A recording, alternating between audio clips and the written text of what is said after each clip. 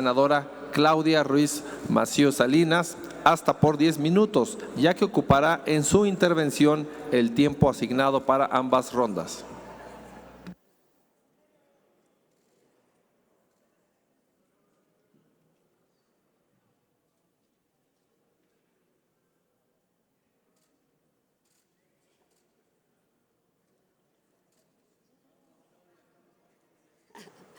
Gracias, presidente. Honorable Asamblea. Hoy concluimos el análisis del quinto informe de gobierno, correspondiente, hay que recordarlo, al periodo comprendido entre el 1 de septiembre de 2022 y el pasado 31 de agosto. Si bien sin explicación alguna, el documento remitido cierra la información al 30 de junio del año en curso. Conviene tener presente el origen de este ejercicio de rendición de cuentas y control de la gestión pública.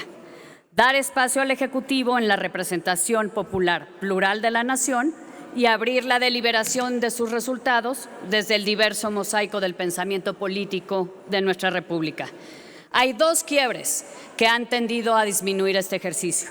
Por un lado, la remisión del documento sin que se cuente con la presencia y la voz presidencial, de cuyo discurso en Campeche poco podemos extraer en esta materia, salvo autoelogios que no se sustentan. Y por el otro, un formato cargado a las exposiciones de lo que tanto legisladores oficialistas como los opositores legítimamente pensamos y sostenemos, pero sin una deliberación real para impulsar la posibilidad de articular coincidencias que sean útiles al gobierno y a la gestión a su cargo, pero sobre todo útiles para la nación. Y no quisiera que se me malinterpretara. Decir y argumentar lo que se piensa es muy valioso. Sin embargo, sería mucho más valioso construir entendimientos y consensos que contribuyan a fortalecer las instituciones del Estado. En el quinto informe de gobierno se destacan 5 aspectos para agrupar la tarea realizada en política exterior. Primero, el combate a la corrupción. Segundo, la recuperación del Estado de Derecho. Tercero, la separación del poder político y el poder económico. Cuarto, la atención de los derechos de las personas. Y quinto, la seguridad pública. Son rubros de interés sin duda para ordenar la información, pero sin sustancia ni argumentación sobre sus objetivos y resultados.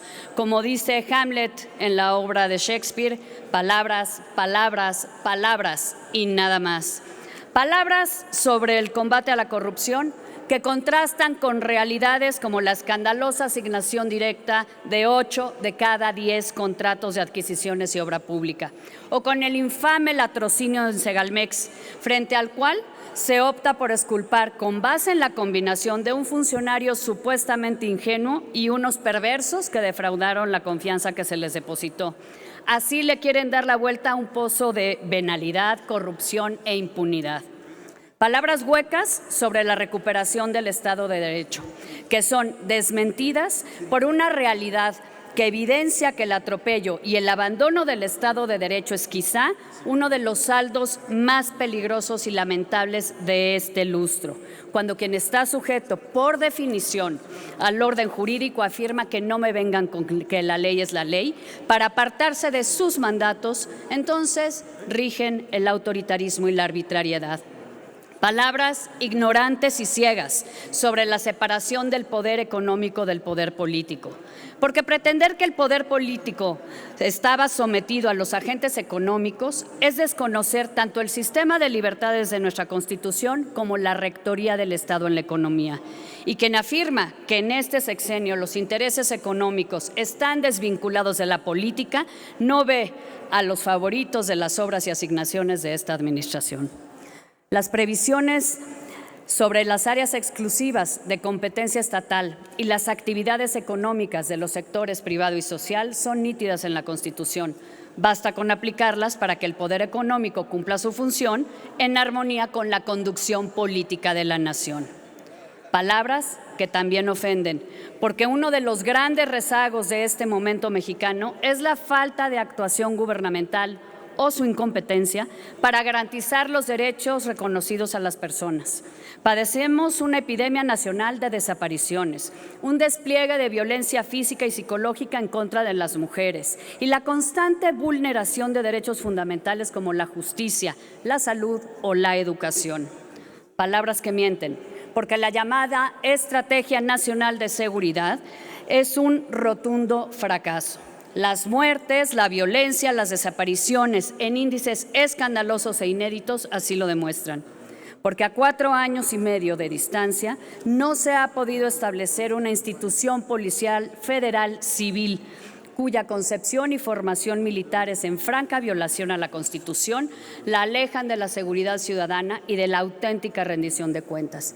Militarización que además no ha generado condiciones de seguridad ni ha permitido recuperar el territorio de la penetración de la delincuencia organizada. ¿Qué es lo que se presenta entonces a la sociedad en esta gestión?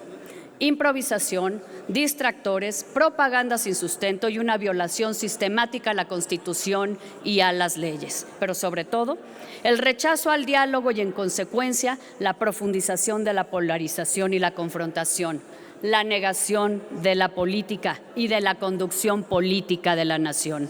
Se desprecian las libertades políticas, la pluralidad de enfoques y soluciones a los asuntos nacionales, y la relación con los poderes de la Unión y los organismos autónomos se conduce con una vocación antidemocrática. Es grave que el Ejecutivo quisiera que dejara de existir la pluralidad política como característica esencial de México, aunque no pueda, porque está aquí en el Congreso, en el sistema de partidos, en los medios de comunicación y en la sociedad que conformamos. Pero es aún más grave que se utilice la plataforma del poder para descalificar, vituperar, censurar y agredir a quienes no coincidimos o no nos plegamos al discurso oficial. Lo hemos dicho y lo repetiremos mientras sea necesario. La mayoría en cualquier elección otorga una función, pero no suprime ni autoriza a suprimir a las minorías, a quienes tienen un pensamiento y una propuesta distinta. El mandato del gobierno es actuar en favor de todas las personas. Es válido hacerlo con base en la propuesta propia, pero es antidemocrático hacerlo conculcando los derechos de las minorías. Ese es el autoritarismo que ha venido anidándose y expandiéndose riesgosamente con el uso indiscriminado y abusivo de la propaganda dependiente de los recursos públicos. Las pruebas de una política interior que transita hacia el ejercicio autocrático de la responsabilidad presidencial abundan. Solo estableceré las más obvias a la luz de los ejes del texto del informe presidencial que nos ocupa. Primero, la captura y la inmovilización de 3 instituciones básicas para combatir la corrupción: la Comisión Nacional de Derechos Humanos, la Fiscalía General de la República están capturadas y el Sistema Nacional Anticorrupción completamente inmovilizado. Sin autonomía y sin la voluntad necesaria para actuar, la corrupción queda impune y el cumplimiento de las funciones está sujeto a los designios del poder presidencial. Segundo, el incumplimiento de la Constitución y de las leyes cuando el cauce previsto no coincide con el interés del Ejecutivo. Por ejemplo, al pretender la parálisis del Instituto Nacional de Transparencia, Acceso a la Información y Protección de Datos Personales, al desafiar a la norma y las instituciones electorales utilizando la propaganda gubernamental a favor del oficialismo y al conformar una Guardia Nacional Militar en la Secretaría de la Defensa cuando debiera ser civil y estar en la Secretaría de Seguridad y Protección Ciudadana. Tercera, el empoderamiento económico sin precedente de las Fuerzas Armadas y la influencia militar en asuntos que tienen vedados en tiempos de paz por ser ajenos a su función, como la construcción y administración de infraestructura civil o de funciones vitales para la hacienda y el comercio internacional, como son los puertos y las aduanas. Cuarta, la demagogia inherente a la búsqueda de las personas desaparecidas en sus domicilios, lo que revictimiza y exhibe no solo la inacción de las autoridades competentes, sino la ausencia de coordinación institucional. Y quinta, la ausencia de determinaciones para dar cumplimiento a la resolución de la Corte sobre la transferencia del personal de la Guardia Nacional a la Secretaría de Seguridad y Protección Ciudadana, con los elementos presupuestales y materiales previstos para el cumplimiento de sus tareas. En lugar de acatar el mandato judicial, se busca convencer al Congreso, que lo ha declarado inconstitucional, para que revise esta determinación. Honorable Asamblea, La realidad patente en estos 5 años no es la actuación de un gobierno, sino la puesta en escena de un gigantesco ejercicio de propaganda. En gran medida, la política interior ha sido sustituida por la política electoral. No hay diálogo político, no hay respeto a la pluralidad, no hay cumplimiento a la Constitución, no hay sino una escenografía y un avasallador despliegue de propaganda que pretende dividir a la sociedad y que intenta convencer de que la intención basta, aunque el resultado no llegue, y que está dispuesto a denostar a quien impulse la reflexión libre, la crítica fundada y la exhibición objetiva de la destrucción, ya no de las instituciones donde mucho han avanzado, sino de la conciencia de los derechos, a pedir cuentas claras y no datos adulterados, a evaluar al gobierno y distinguir la fantasía de la realidad, y a decidir qué hacer con el maquillaje, el engaño y la mentira de la propaganda cotidiana. Hay una gran distancia entre el coro de Palacio Nacional y la realidad de nuestra República. El tiempo y generaciones de mexicanos, no tengo duda, los pondrán en su lugar. Muchas gracias.